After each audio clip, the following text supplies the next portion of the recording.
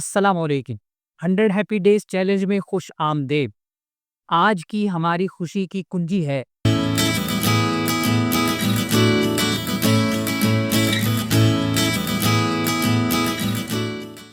کچھ نیا تحریر کیجیے۔ جب ہم لکھتے ہیں تو ہم صرف الفاظ نہیں لکھتے، ہم اپنے خیالات کو آواز دیتے ہیں، اپنے جذبات کو جگہ دیتے ہیں اور اپنی تخلیقی توانائی کو آزاد کرتے ہیں۔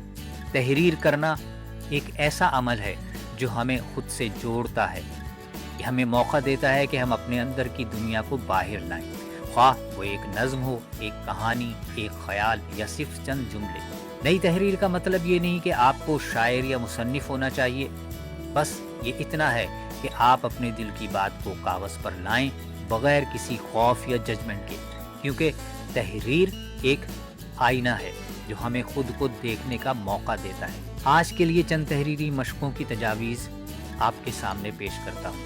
ایک مختصر نظم کسی جذبے، منظر یا یاد پر، ایک خیالی خط اپنے ماضی یا مستقبل کو، ایک چھوٹی کہانی اگر میں ایک دن کے لیے نظر نہ آؤں تو، ایک فہرست وہ 5 چیزیں جن کے لیے آج آپ شکر گزار ہیں، ایک مکالمہ 2 خیالات کے درمیان گفتگو، عملی اقدامات، آج 10 سے 15 منٹ نکالیں صرف لکھنے کے لیے، ایک موضوع خیال منتخب کیجیے یا بغیر کسی منصوبے کے بس لکھنا شروع کر دیجیے، خود سے کہیے یہ صرف میرے لیے ہے، اسے کوئی جج نہیں کرے گا۔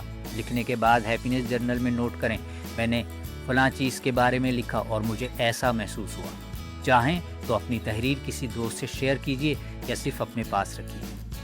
سوچئے ذرا ہٹ کے، اگر آپ سوچ رہے ہیں کہ مجھے لکھنا نہیں آتا تو یاد رکھیں تحریر کا حسن اس کی سچائی میں ہے، مہارت میں نہیں۔ آپ کا دل جو کہے وہی سب سے خوبصورت ہے۔ کمیونٹی کال ٹو ایکشن، آج نیچے کمنٹ میں ایک جملہ لکھیں، میں نے فلاں چیز کے بارے میں لکھا اور مجھے ایسا محسوس ہوا۔ ہیشٹیگ 100 ہیپی ڈیز استعمال کرتے ہوئے مائنڈفل پاکستان کو ٹیگ کیجیے۔ آخری بات، جب ہم کچھ نیا لکھتے ہیں تو ہم صرف الفاظ نہیں تراشتے، ہم اپنے اندر کی دنیا کو دریافت کرتے ہیں۔